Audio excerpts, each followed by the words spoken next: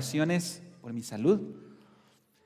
Ha sido una lucha ya de casi 2 meses y un par de semanas que he estado luchando con un tema de hernias en la columna que me ha causado mucha debilidad, me ha causado mucho dolor. Pero gracias, hermanos, por orar por mí. Aquí estoy por su gracia, por su misericordia, por su bondad. Todavía no estoy al 100, pero no quería terminar el proceso sin estar aquí con ustedes, porque me preguntaba si cuando Dios me llamó al ministerio había una cláusula en que yo le iba a servir solo si estaba sano. Y la verdad es que nunca había pensado en eso. Y me puse a pensar que en realidad, cuando uno le dice heme aquí al Señor, esa cláusula no existe, ¿verdad? Es decir, uno le sirve al Señor en las buenas y en las malas. Y les agradezco, hermanos, porque han estado conmigo en las malas, han estado conmigo en las buenas y han estado conmigo también en los procesos difíciles de enfermedades que me han tocado a lo largo de estas semanas. Todavía tengo mucha debilidad en mis piernas, así es que hoy voy a estar en el sermón como ustedes, sentados.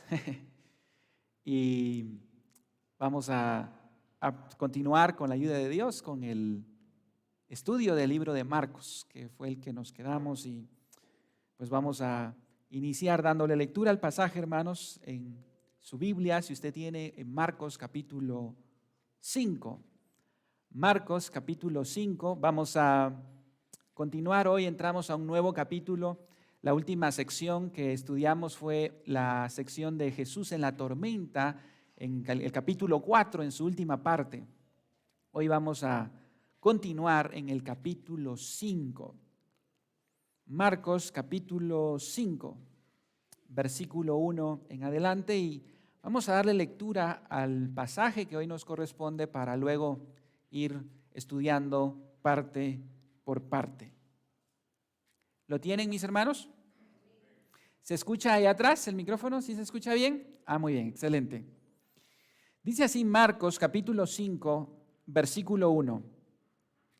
Vinieron al otro lado del mar, a la región de los Gadarenos, y cuando salió él de la barca, enseguida vino a su encuentro de los sepulcros un hombre con un espíritu inmundo que tenía su morada en los sepulcros, y nadie podía atarle ni aun con cadenas, porque muchas veces había sido atado con grillos y cadenas, mas las cadenas habían sido hechas pedazos por él, y desmenuzado los grillos, y nadie le podía dominar.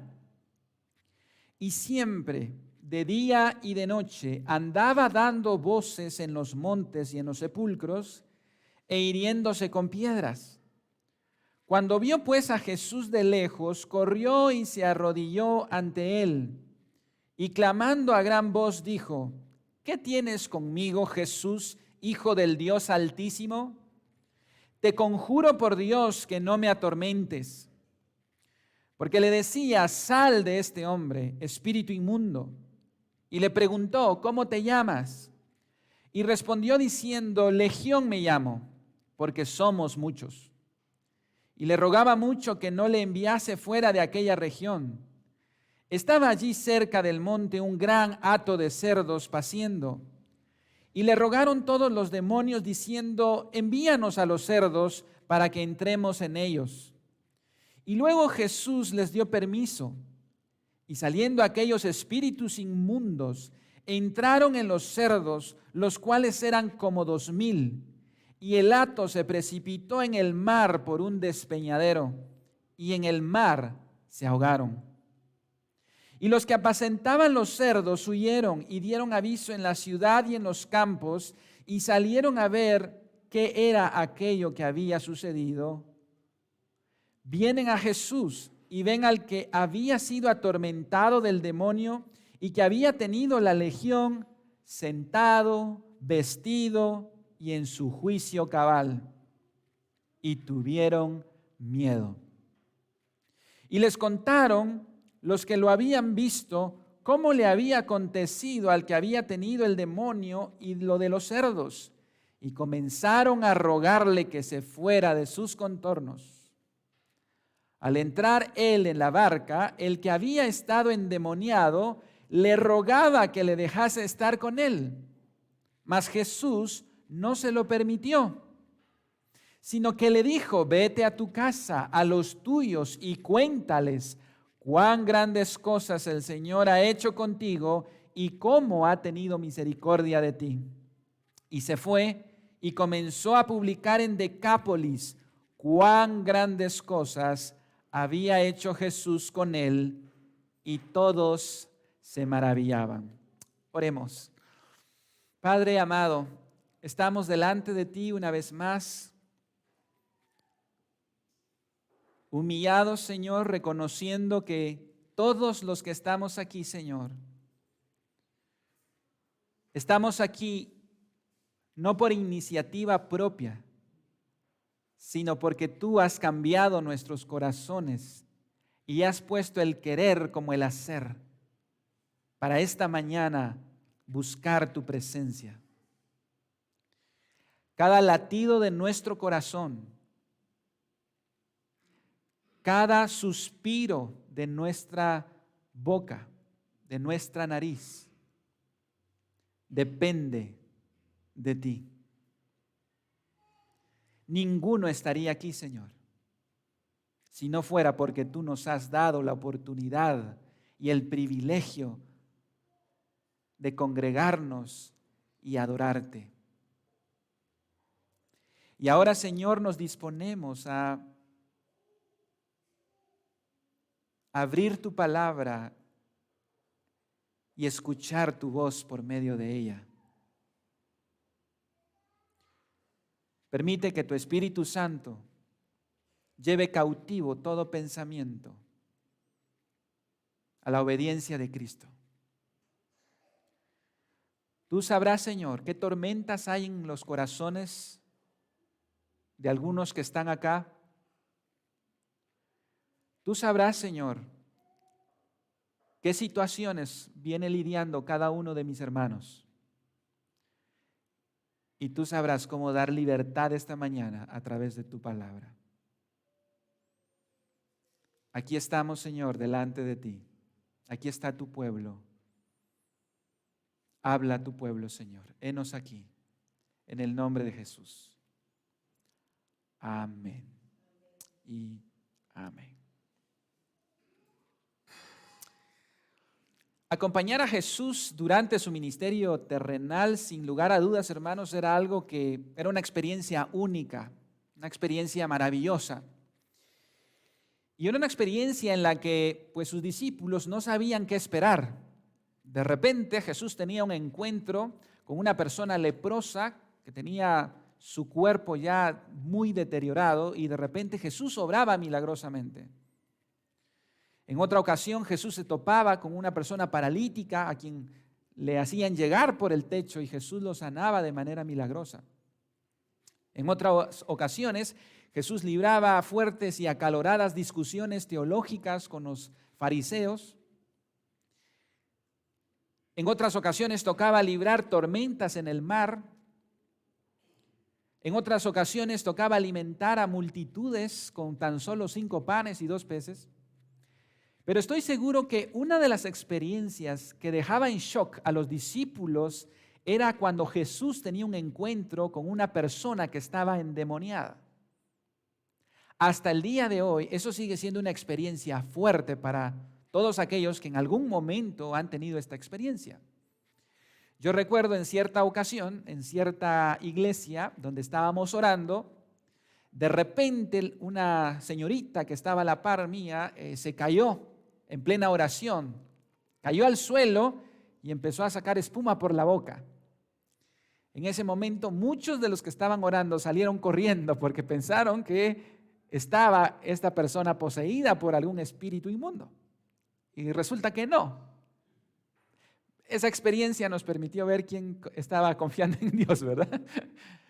Porque muchos agarraron a sus hijos y cuando vimos nos quedamos solo 2 o 3 ahí en la sala.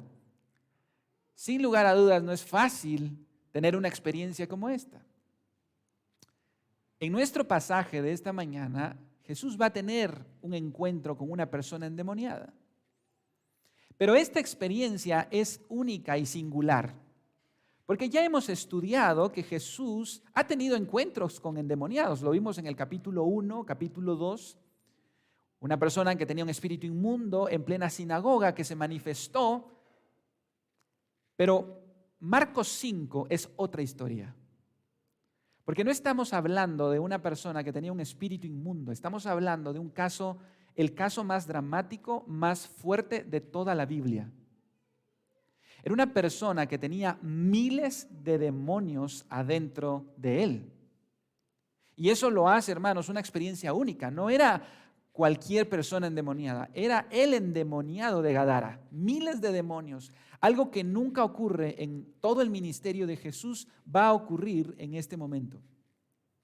He titulado a esta sección de la locura a la cordura. Este hombre estaba totalmente loco, desquiciado. Estaba sumido en una pero gran aflicción. Y Jesús va a llegar hasta donde él está para llevarlo a la cordura. Vamos a dividir esta historia en 3 partes principales, que creo es como el texto se va dividiendo. Y es, en primer lugar, vamos a ver el encuentro de Jesús con los demonios. ¿Cuál fue esa interacción? Porque no hay otra interacción más amplia entre cómo platican los demonios con Jesús y lo que Jesús le dice a los demonios y lo que Jesús le pide lo que los demonios le piden a Jesús. O sea, es una interacción de varios versículos. La segunda parte de esta sección es el encuentro de Jesús con la comunidad de los gadarenos. Toda la gente se junta y va hacia Jesús y él tiene también un encuentro con ellos. Y el tercer encabezado es el encuentro de Jesús con el ex endemoniado, ya con esta persona que había vuelto a la cordura. Vamos a pasar a nuestro primer encabezado, el encuentro de Jesús con los demonios. Y veamos en nuestra Biblia, si usted tiene su Biblia, en el versículo 1, Marcos capítulo 5, versículo 1. Dice así la palabra de Dios. Vinieron al otro lado del mar, a la región de los Gadarenos. Y hermanos, este primer versículo es tan importante para entender el contexto de todo el capítulo. Ustedes recuerdan que Jesús estaba al otro lado del mar, del lado de Israel, en Capernaum, de la costa occidental del mar de Galilea. Pero Jesús dice en este versículo que fueran al otro lado del mar, a la región de los Gadarenos. Lo cual, hermanos, despierta en nosotros ciertas preguntas. ¿Por qué Jesús quiere ir a Gadara? ¿Sabe qué era Gadara en aquel entonces? Hay algo interesante porque en todo el libro de Marcos, hasta el capítulo donde vamos, Jesús nunca ha salido de tierras judías. Esta es la primera vez que Jesús decide ir a un territorio pagano, pero no a cualquier territorio, era a Gadara. Nadie quería ir a Gadara. Gadara era una ciudad pagana que tenía fama de estar llena de todo vicio de idolatría, paganismo, hechicería, brujería.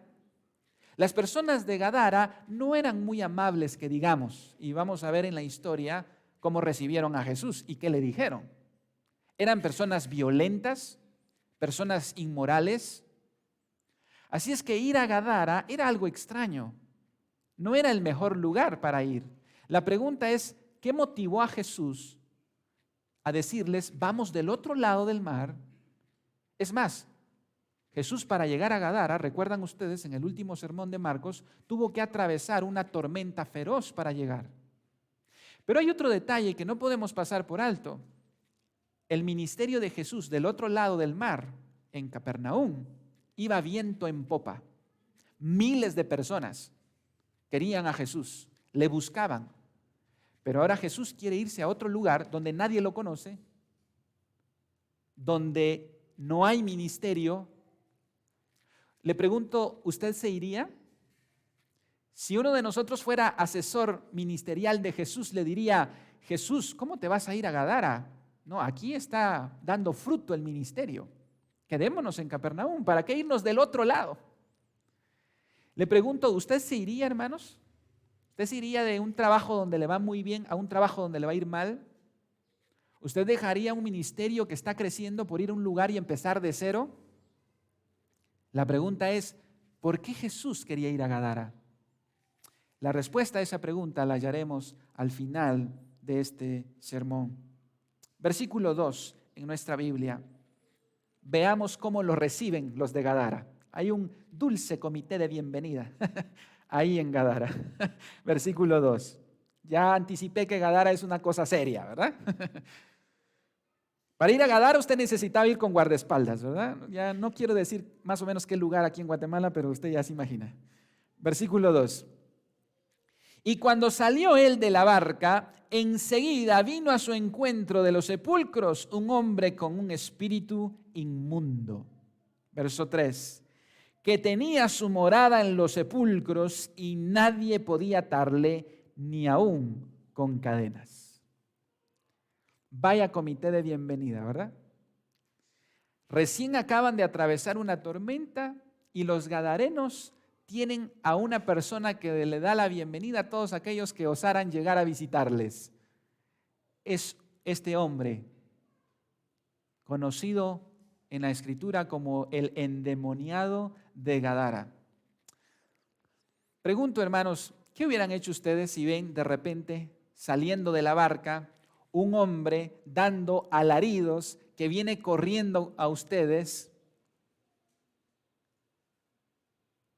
Yo pienso que algunos de los discípulos se pusieron atrás de Jesús, ¿verdad? Era una situación difícil, una situación no agradable. ¿Qué es un espíritu inmundo? Un espíritu inmundo es nada menos y nada más que un ángel caído. Un ángel que decidió seguir la rebelión de Satanás contra Dios. Muchos de estos demonios o espíritus inmundos, dice el libro de Judas en su verso 9, que están encarcelados en una prisión, esperando el juicio de Dios. Pero otros andan pululando por esta tierra, trayendo caos y destrucción. Yo pienso que la mayoría de nosotros hemos visto a personas que han sido poseídas o que están bajo esta influencia. Gadara se prestaba mucho para la hechicería, para la brujería, y es probable, dicen los comentaristas, que esta persona haya tenido contacto con espiritismo, con muchas cosas, y que por eso estuviera sumido en esta condición. Pero ahí está. Veamos la terrible condición en que este hombre estaba. Versículo 3. Tenía su morada, ¿dónde dice? En los sepulcros. Vamos a notar a lo largo de la historia que este hombre tenía familia y tenía un hogar. Este hombre no es que era un indigente que no tenía dónde vivir. Este hombre se había convertido, los demonios habían anulado tanto su personalidad que vivía, ya no se sentía cómodo entre los vivos, sino se sentía más cómodo entre los muertos, en los cementerios. Es decir, él había perdido todo juicio, toda cordura, al punto de que vivía en la calle.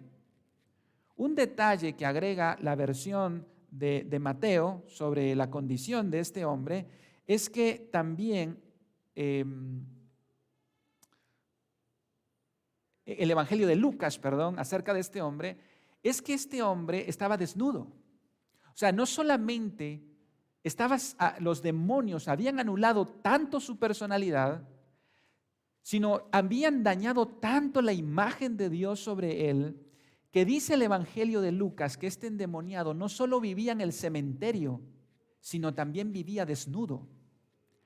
Eso significa, hermanos, que había perdido todo juicio moral. Eso significa que este hombre había perdido toda vergüenza. Y eso implica también, para ver el cuadro completo, que este hombre vivía de tal manera que sus necesidades fisiológicas las hacía en la calle. En otras palabras, este hombre vivía como un animal salvaje. Pero la cosa y la condición de este hombre no se queda allí. Vean lo que dice versículo 5. Versículo 3, perdón. Y nadie podía atarle, ni aun con cadenas, porque muchas veces había sido atado con grillos y cadenas, mas las cadenas habían sido hechas pedazos por él y desmenuzados los grillos, y nadie le podía dominar. Usted se imagina, hermano, note el texto, dice que lo habían atado no con sogas, no con lazos, no con pitas, sino con cadenas. Y una de las características de las personas que están poseídas por un demonio es una fuerza sobrenatural. Lo vemos en otros casos en el Evangelio. Por ejemplo, ¿se recuerdan cuando los hijos de Seba querían exorcizar a una persona que estaba endemoniada? Les dio una paliza.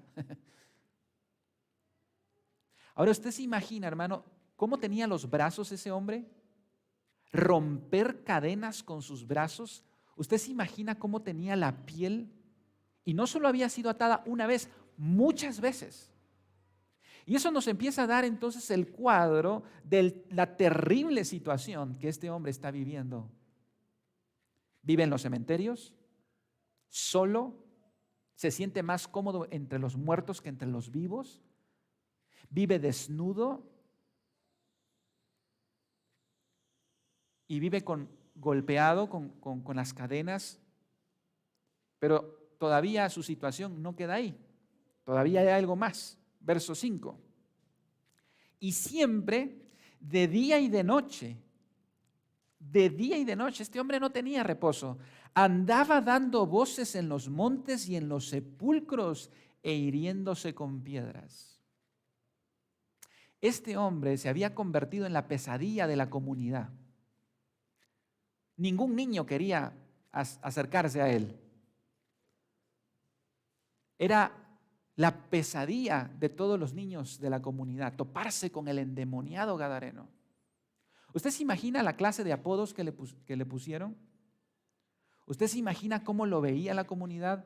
El texto no nos dice cuántos años él vivió, pero según el cuadro que tenemos aquí, parece que este hombre era caso perdido para todos.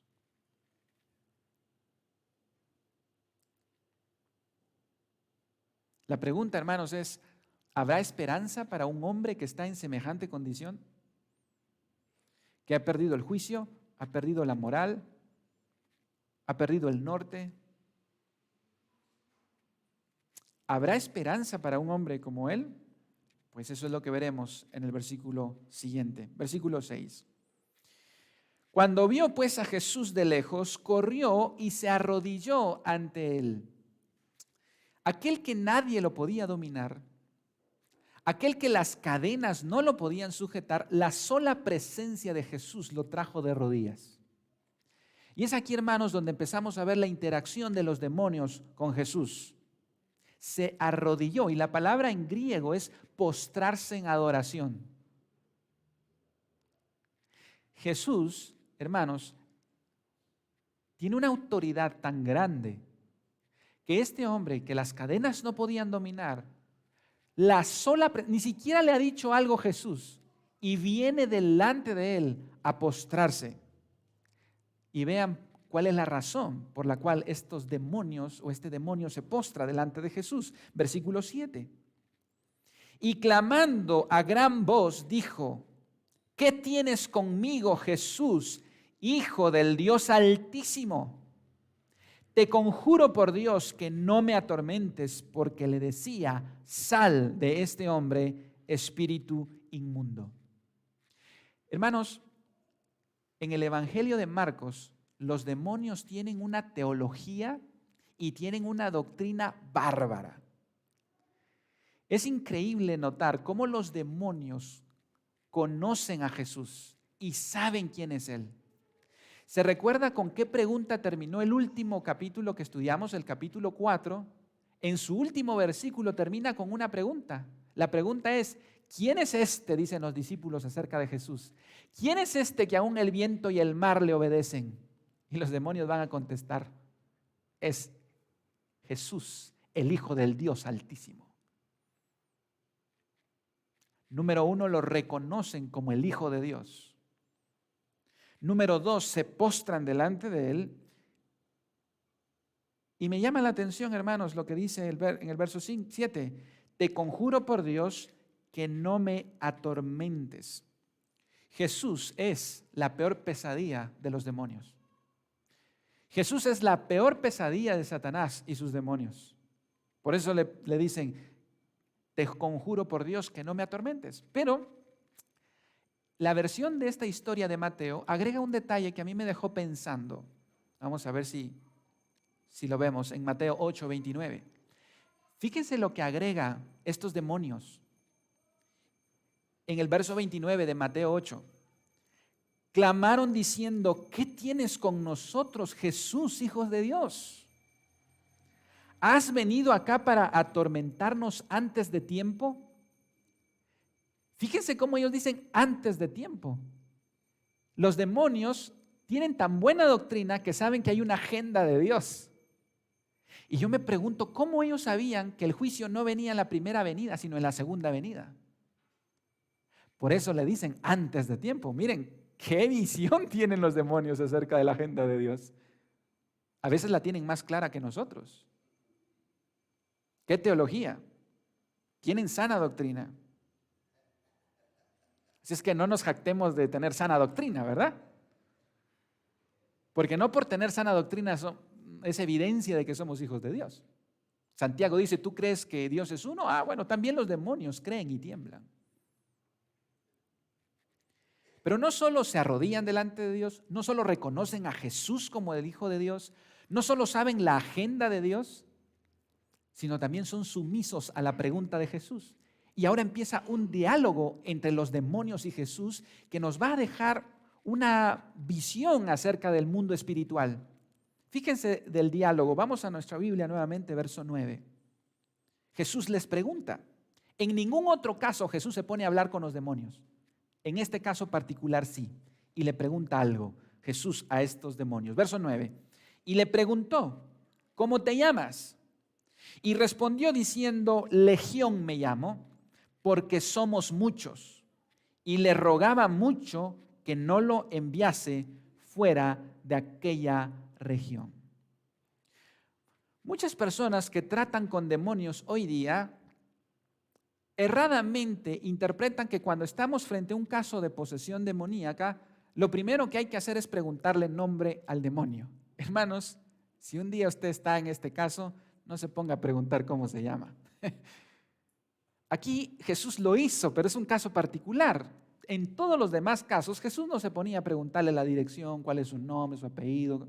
No está hablando de eso. ¿Por qué Jesús en este caso único y particular le preguntó el nombre?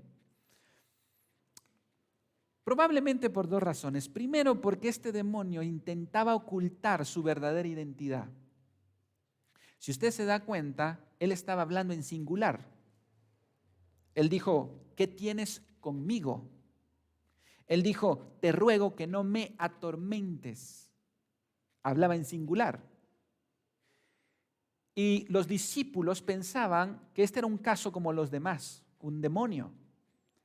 Para desenmascarar la identidad de este demonio, Jesús entonces le pregunta su nombre y él es sumiso y le responde.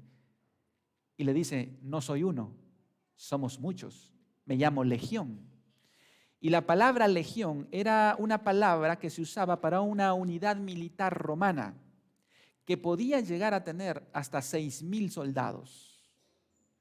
Eso significa que este hombre tenía una legión de demonios.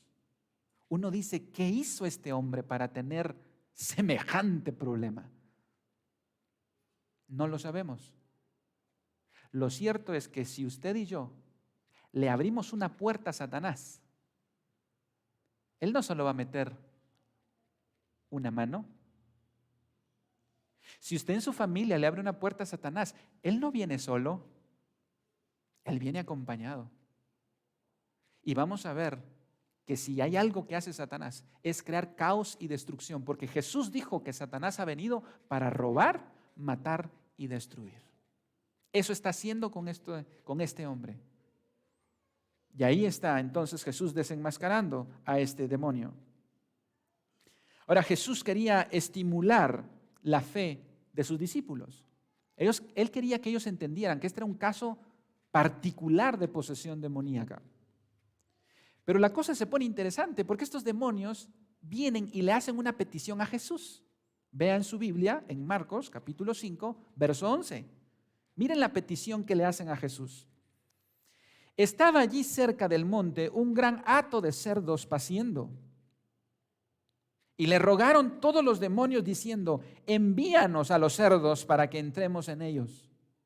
Y luego Jesús les dio permiso. Y saliendo aquellos espíritus inmundos, entraron en los cerdos, los cuales eran como 2,000. Varias cosas notamos aquí, hermanos.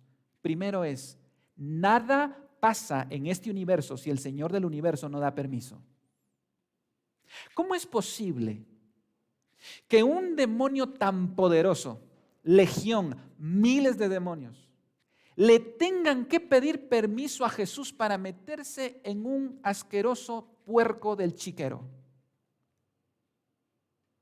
O sea, hasta para tocar a un cerdo, Satanás le tiene que pedir permiso a Jesús. ¿Cuánto más a usted, mi querido hermano? ¿Cuánto más a usted? Satanás no puede mandarse a sí mismo ni hacer lo que le da la gana si no es autorizado del cielo. Me llama mucho la atención y ¿sabe qué? Me da paz, porque Dios está al control, hermanos, hasta de los cerdos.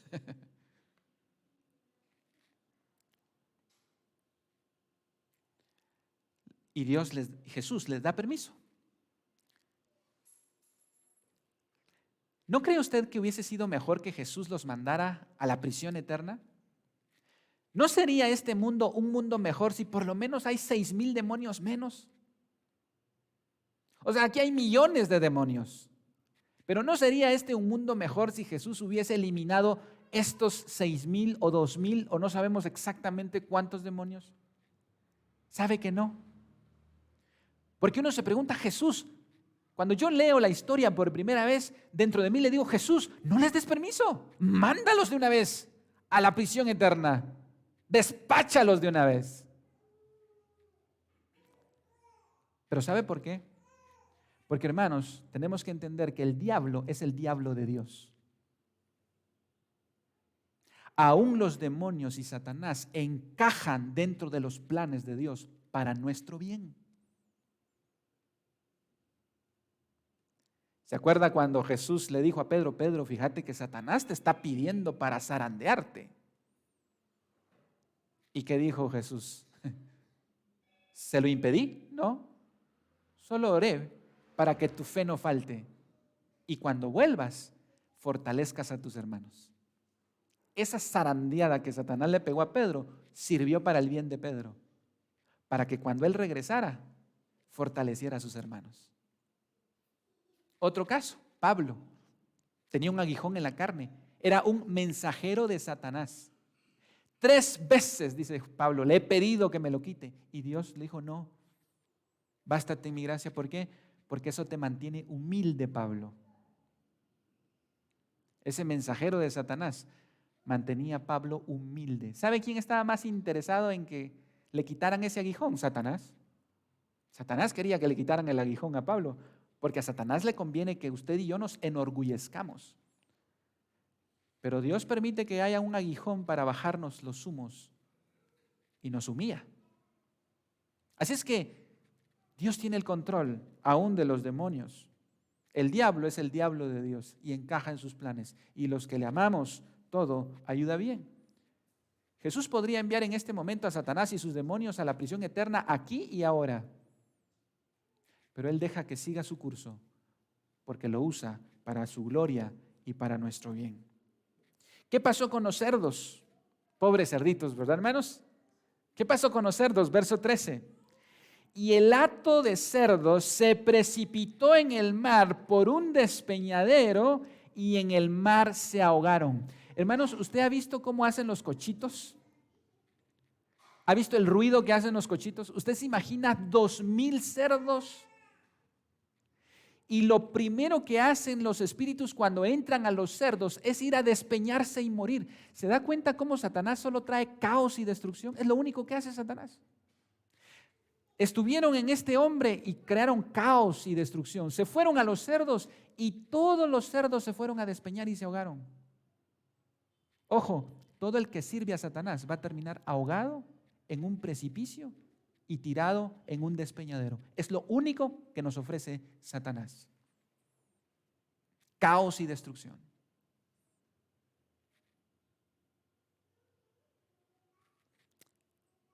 Parece ser que esto le fue una mala jugada a Jesús, ¿no?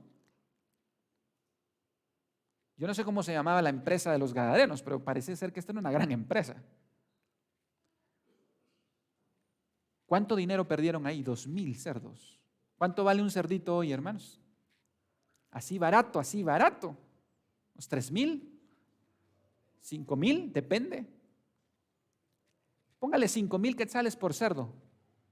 Fueron 2,000. ¿Cuánto perdieron ahí? Si fuera acá, millones. O sea, la empresa en Chicharrones Endemoniados S.A. se vino a la quiebra. ¿Saben qué significa S.A., verdad? Se ahogaron. Ahora, hermanos, eso nos lleva a nuestro segundo encabezado, el encuentro de Jesús con la comunidad. Todo mundo salió. Es que Jesús sabe dónde tocarnos para que salgamos. ¿Sabe que los gadarenos nunca hubieran salido solo para ver la sanidad del endemoniado? No, ellos hubieran quedado, ellos están muy ocupados. Pero Jesús les tocó donde más les duele, en los business, en su negocio. Ahí sí salió toda la comunidad, mire, rapidito. Veamos lo siguiente, versículo 14. Ahora veamos el encuentro de Jesús con la comunidad.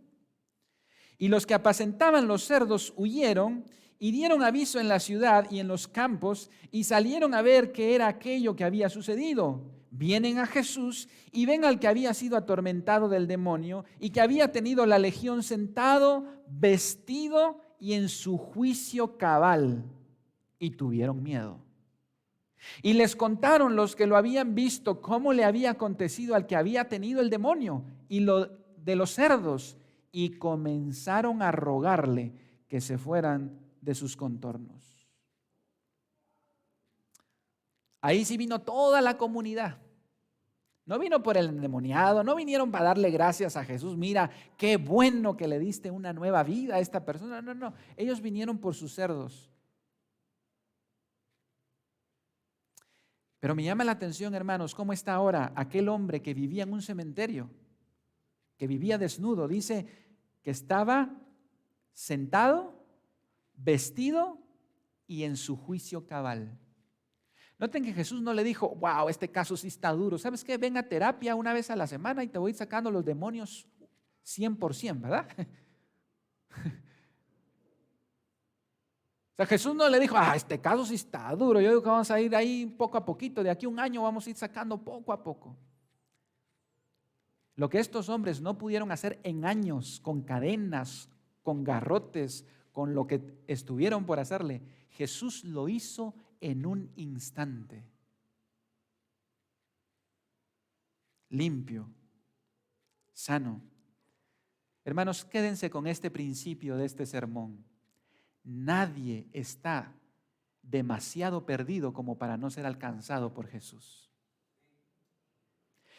No hay nadie quien esté sumido en el peor de los casos que no pueda ser alcanzado por la gracia de Jesús. Este hombre estaba en lo peor de lo peor.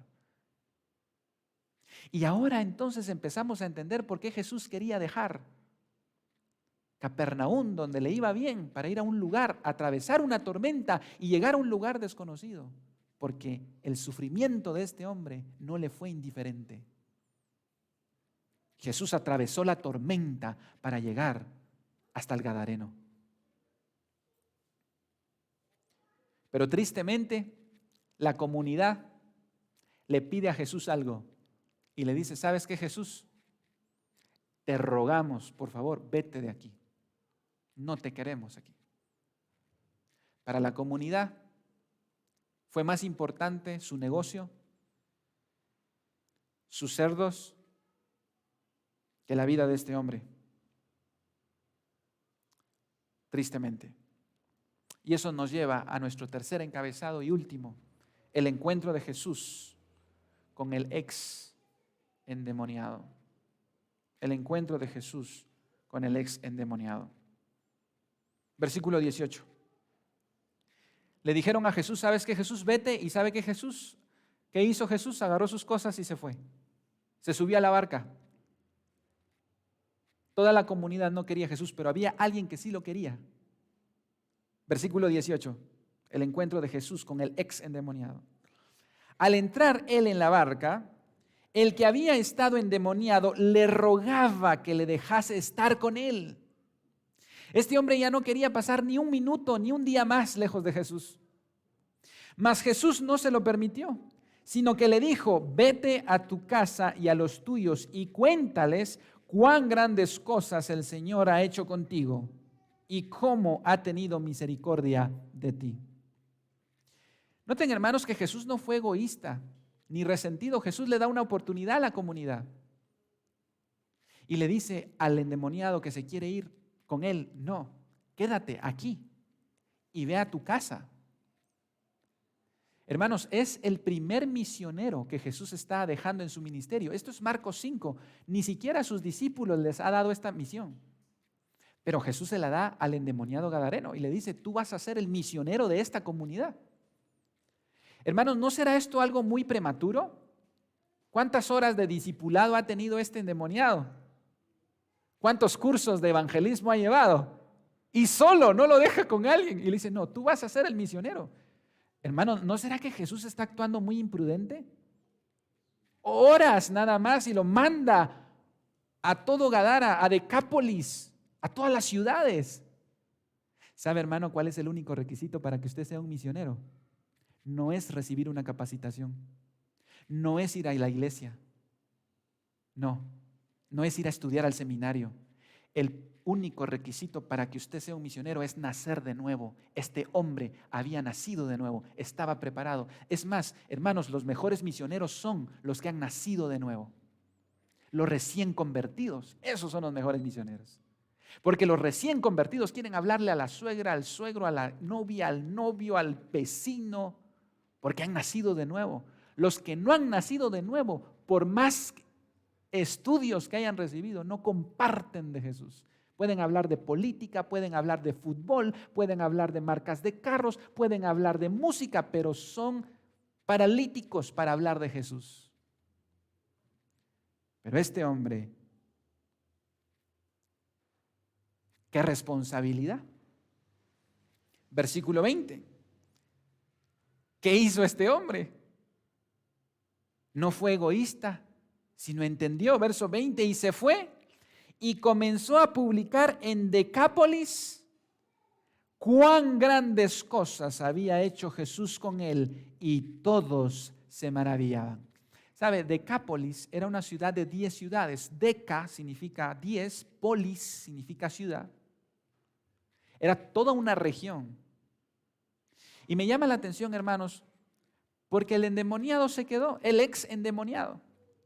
Porque él dijo, para mí es mejor irme con Jesús, pero por amor a mi familia yo me voy a quedar para predicar.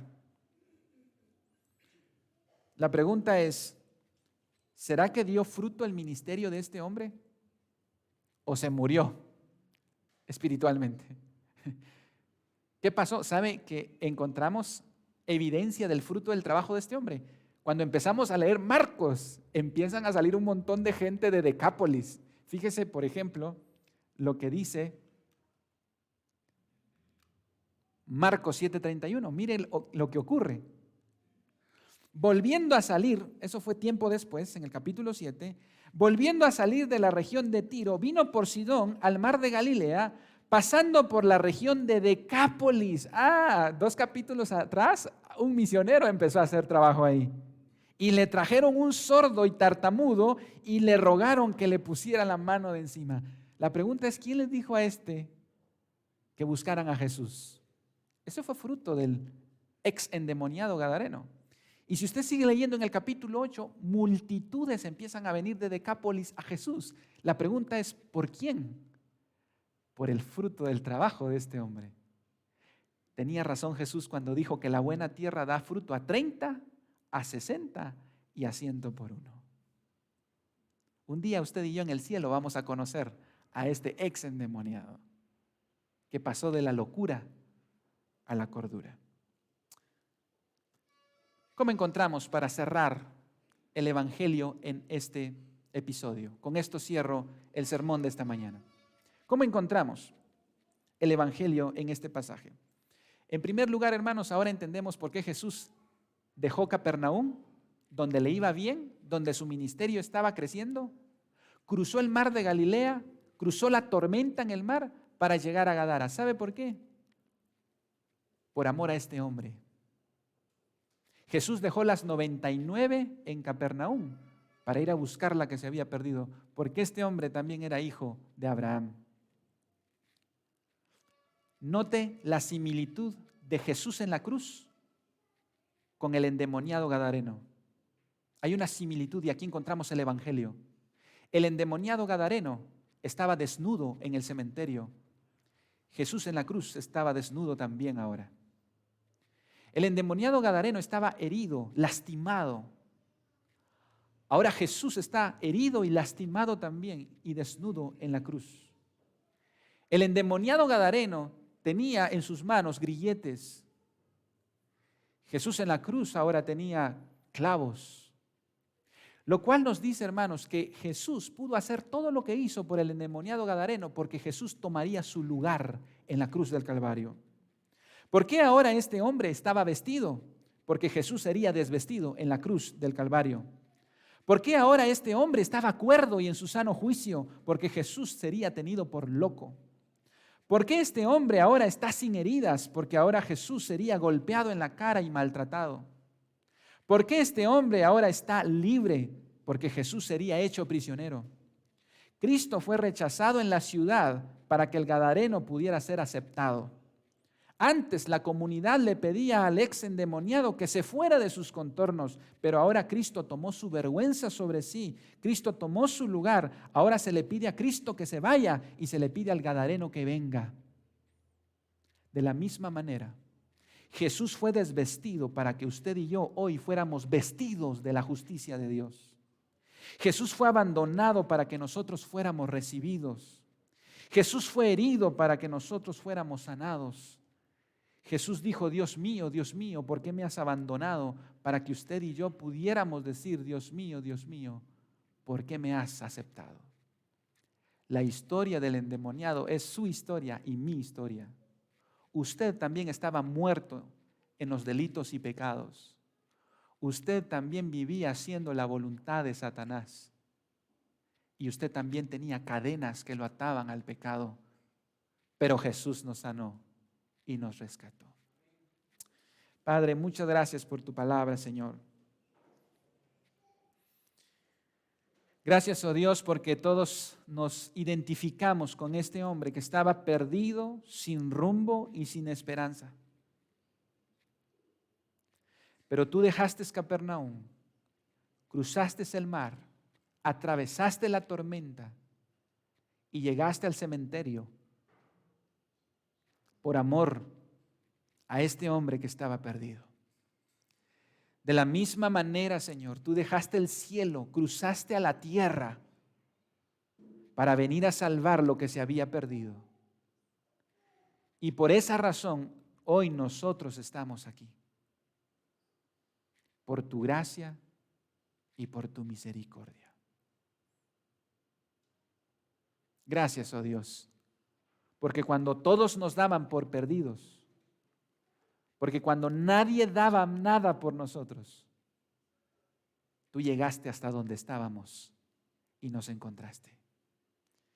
Jesús, esta mañana te pedimos, quédate con nosotros. Quédate en mi familia.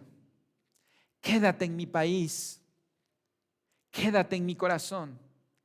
No te quiero tener solo ahorita en el culto. Quiero que cuando vayamos a almorzar tú estés con nosotros. Quiero que tú estés conmigo en la tarde cuando esté en mi casa. Quiero que tú estés conmigo en la noche.